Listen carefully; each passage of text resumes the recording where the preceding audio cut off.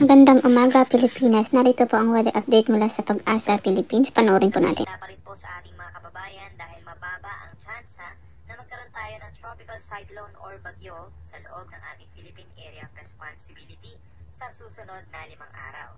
Kitang-kita sa ating animation, malaking bahagi po ng bansa ay fair weather naman or partly cloudy, minsan cloudy in other parts. Meron tayong northeast monsoon at bahagyang lumakas ito. Kung kahapon sa may extreme northern Luzon, ngayon ay nakakaapekto ito sa malaking bahagi ng northern Luzon.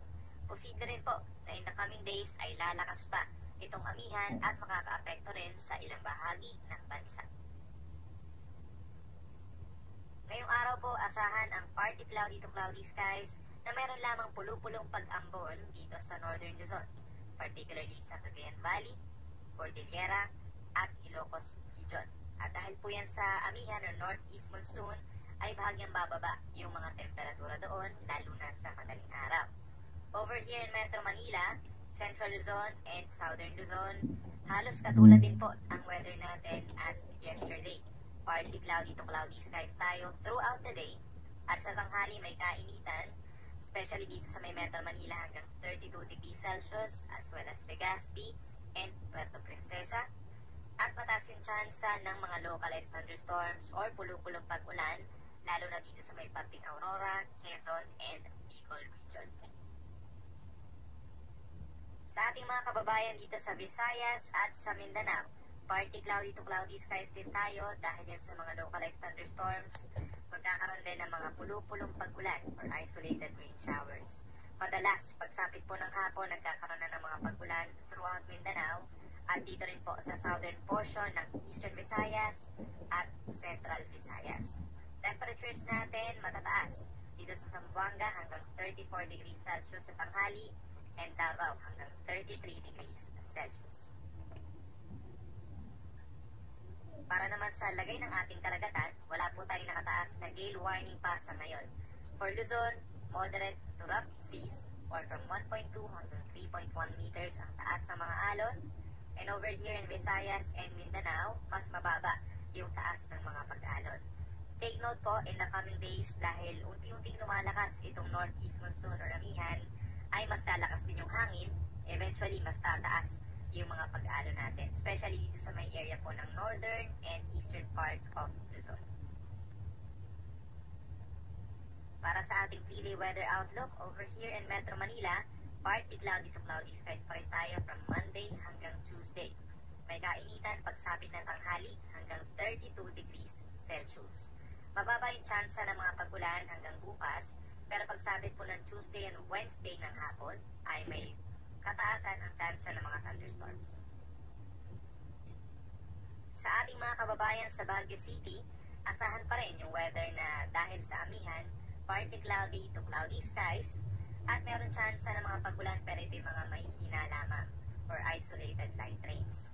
Kapansin-pansin din po bahagya or gradual na bumababa yung temperatures natin lalo na sa madaling araw. Posibleng umabot sa 13 degrees Celsius.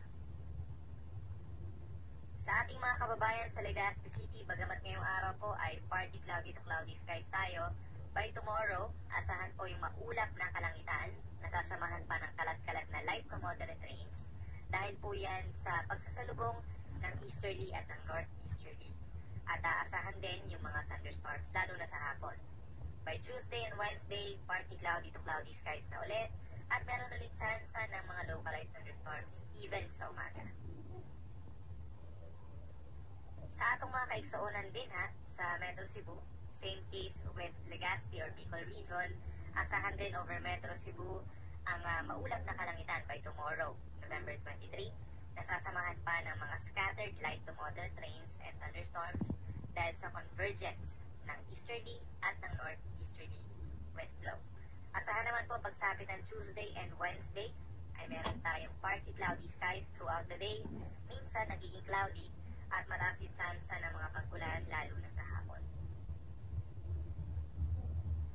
Panghuli sa atong mga kaiksaunan din sa Metro Davao, asahan naman ang partly cloudy to cloudy skies from Monday hanggang Wednesday. So generally, fair weather naman tayo. Sa hapon po ng Monday, katulad ngayong araw, inaasahan na magiging cloudy at magkakaroon din ng mga pag-ulan. For Tuesday and Wednesday, mas mababa yung tsansa ng mga pagulan.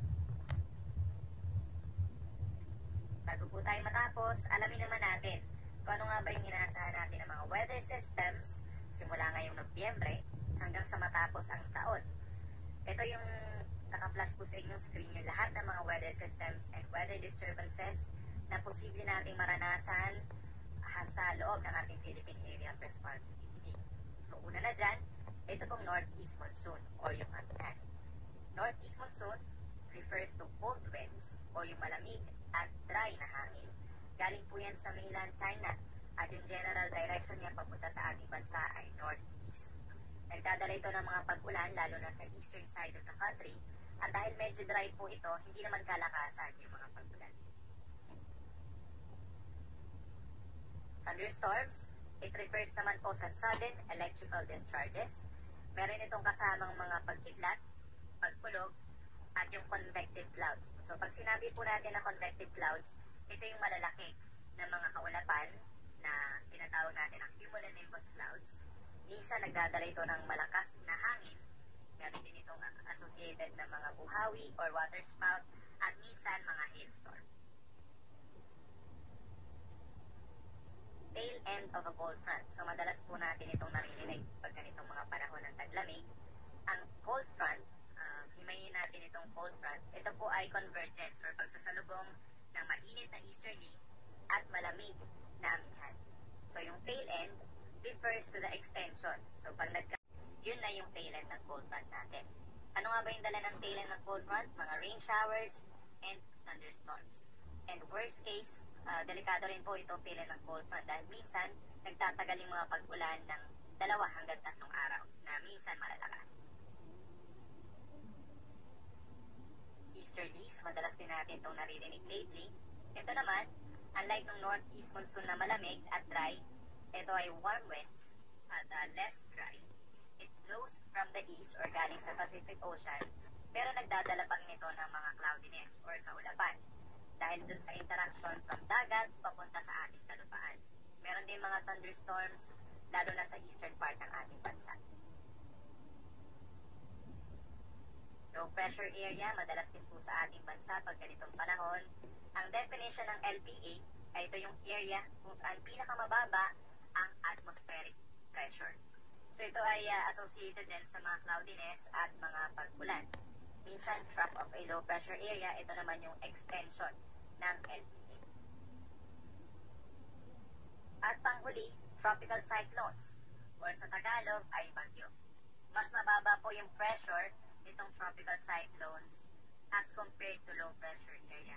So yung tropical cyclone, yung premature stage niya is the LPA at ang definition or pinakang main na pagkakaiba with this tropical cyclone, meron na siyang at least 45 kilometers per hour na hangin.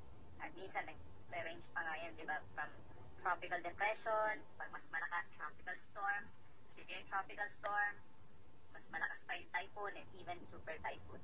Ganun po kalawak ang range ng isang tropical cyclone. At kapag mas malakas ang isang bagyo, mas maganda yung convection, mas may dalang malakas na mga pag-ulan at mas delikado. So hanggang sa matapos po ang taong ito, we are expecting 2 hanggang 4 na bagyo pa.